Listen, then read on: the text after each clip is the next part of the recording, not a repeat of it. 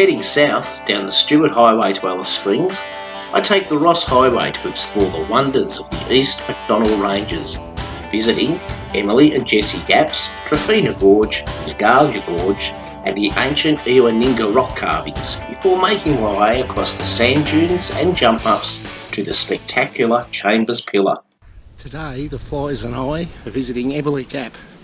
We arrived in Alice Springs early this morning and I caught up with Helen Jensen and her sister for lunch. So now we're just going to have a bit of a walk through the N'Dhala Gap and then Jessie Gap before making my way into Trephina Gorge.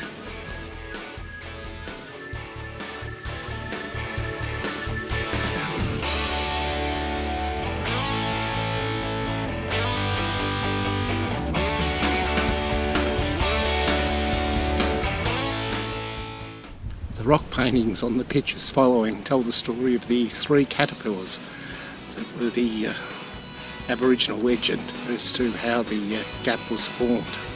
It's a pretty impressive place.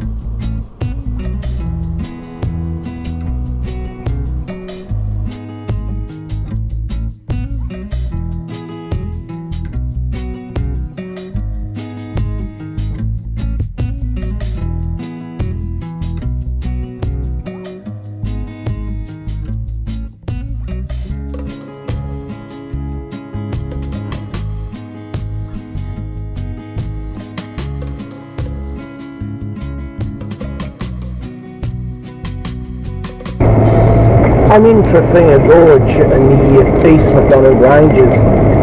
I spent the night at the John Haynes Rockhole, which was a very picturesque place. A fairly challenging track to get in there, mainly because there was absolutely no way no two vehicles could pass on it. So I was pretty nervous towing the trailer, because trying to reverse over that terrain with such a short trailer would have been problematic.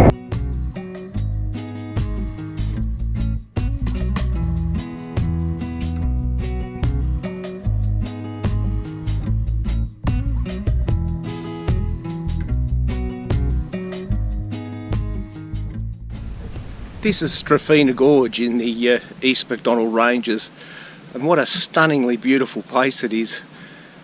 On my way to the Panorama Campground, I spent last night at the John Haynes Rockhole and another night here and some walking. So it's just incredible views around every corner. So.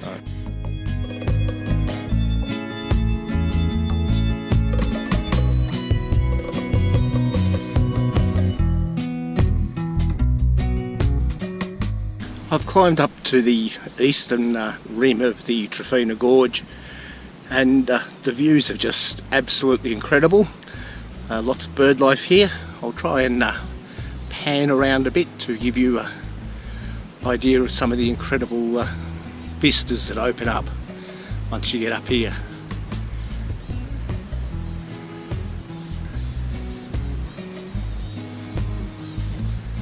Absolutely stunning.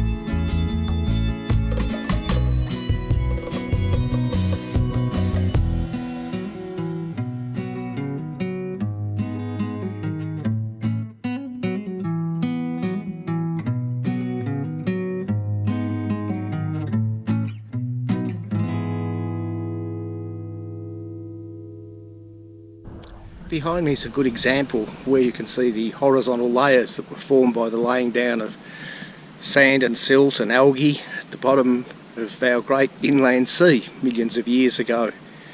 In this case they're still pretty much horizontal, but in other places like Corroboree Rock, where I was yesterday, massive geological forces have pushed them to near vertical. So it's hard to imagine that this seafloor is now existing in this very high and dry, quite arid environment. But there is evidence when water comes through here, it comes through pretty fast and pretty high. But absolutely stunning sights.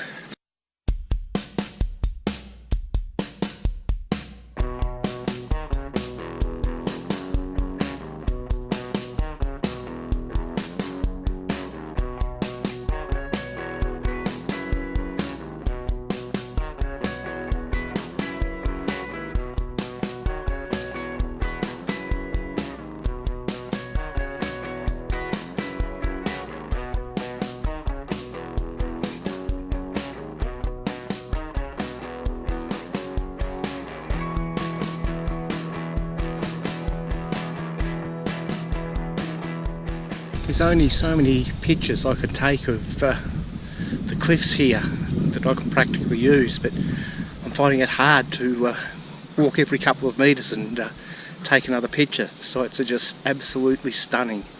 So I'm about halfway along the gorge. I'll keep going, and the battery's nearly flat in this, so you won't be exposed to any more of my videos, but there's certainly a lot of photos.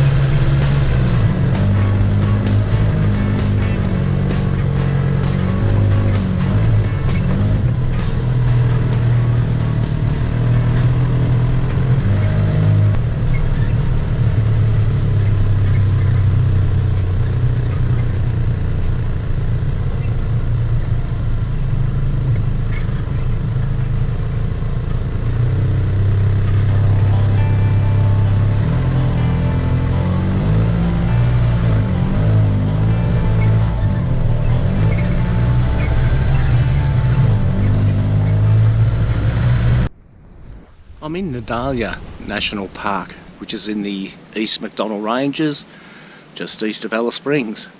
It's been a wonderful drive coming in here, crossing some quite unusual country, and then this gorge opens up.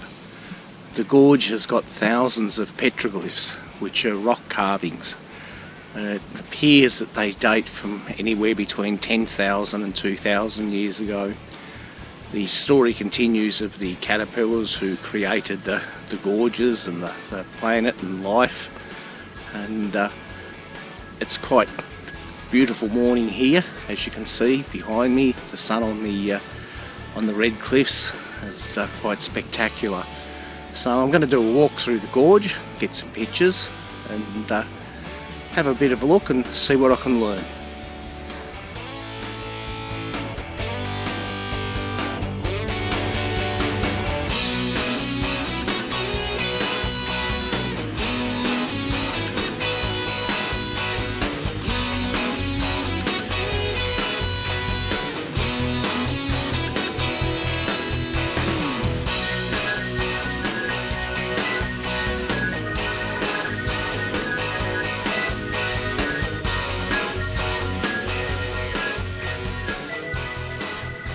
I'm about halfway along the N'Dhala Gorge, and behind me there's a waterhole, and although it's dry at the moment, after the rains that would have held water for several months, and there's a handy cave there for shelter. So for many thousands of years people have probably been taking advantage of this and living quite easily off the land. It's a beautiful morning and it's still quite early, and I'm very much enjoying myself.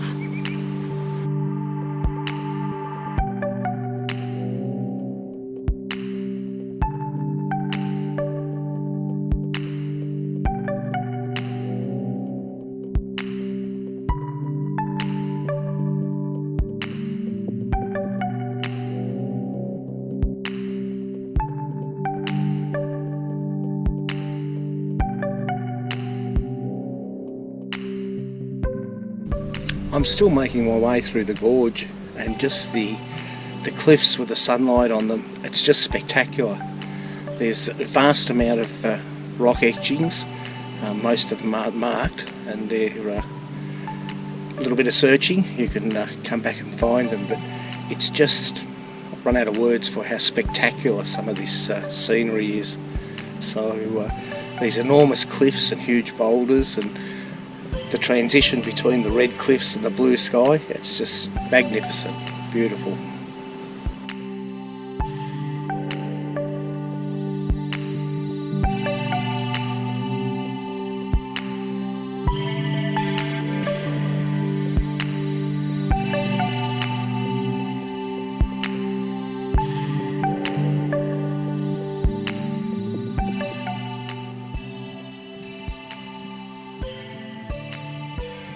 Well, I'm towards the end of N'Dhala Gorge. I'm just going to sit down, have something to eat and a drink, just enjoy this incredible scenery. And unfortunately, I'm not going to be able to make the change meeting.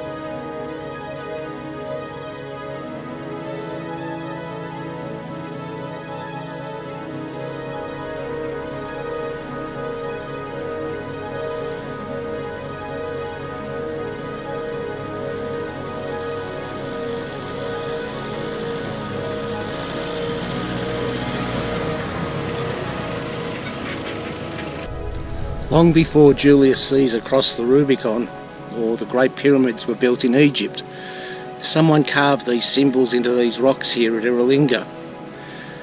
They've been done so long ago that the actual rock has split and the bottom half has fallen over. So people have been living on this land and living from the land for a huge number of years. It's quite a special place, and at the moment I've got it all to myself.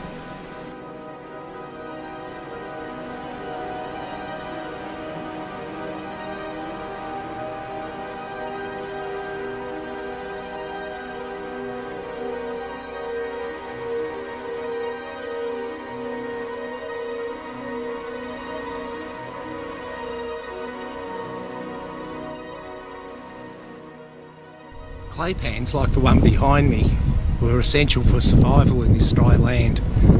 They could actually hold water long after the surface water had disappeared below the ground, and it's how many of the natives survived in these regions, by digging for the water. The water also attracted lots of wildlife that they could hunt, so quite a special place.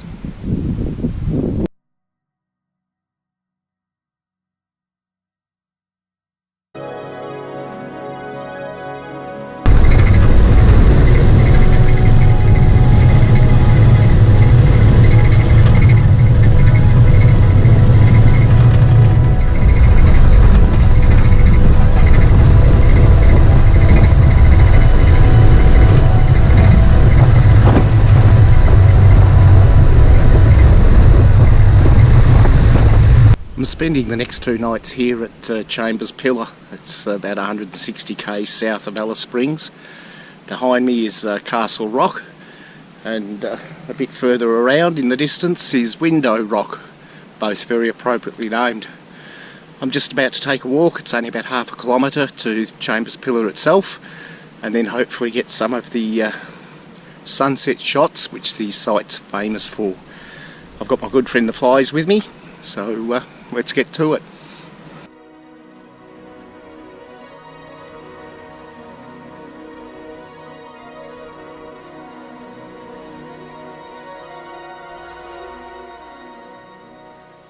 I'm at Chambers Pillar, and sunset's coming up, so I've got the GoPro set for a time lapse, and my mate the Flies and I will sit here for the next hour or so and hopefully get some good looking photos, but it certainly is an impressive sight.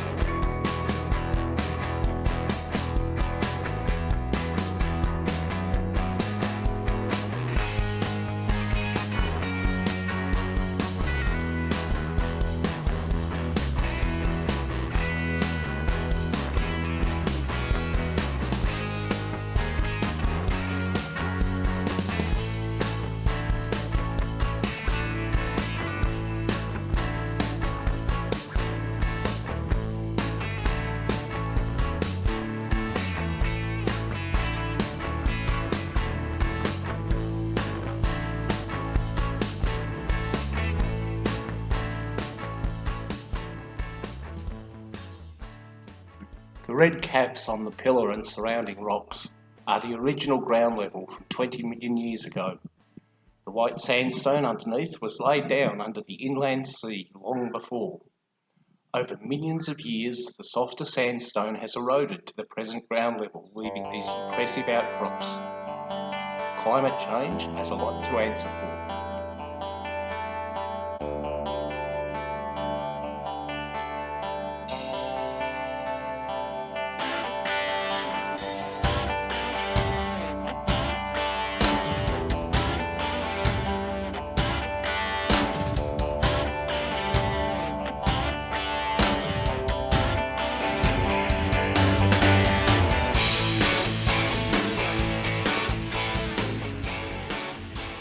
I was making breakfast and realised that I hadn't done the compulsory four-wheel drive video of Australia cooking segment. So I'm going to show you how to make John's Outback pancakes. It's quite easy. We want the minimum amount of mess and clean up. So we want about 1 cup of plain flour, a tablespoon of sugar, a pinch of salt, a teaspoon of corn flour, a teaspoon of starch, and we'll need some milk, some butter and some water. So first of all, what I do is take all of the dry ingredients and put them into a mixing container. I find these containers work really well.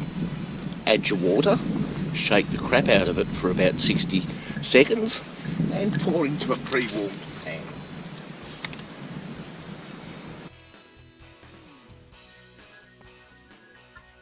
The first explorers left their names etched into Chambers Pillar, and a bit later on the work crews on the overland telegraph and Garn also added their names. Later on in the 1900s, some of the first families that settled the area have recorded their names and their children's in the rocks. However, since the road was put in, many others have left their names, and that act is pure vandalism. There was no great challenge getting to the rock driving there on the road. If we take Nigel and Shazza, they probably had a harder time getting there in their HJ panel van than I did, but their excuse is Bogans probably didn't know any better.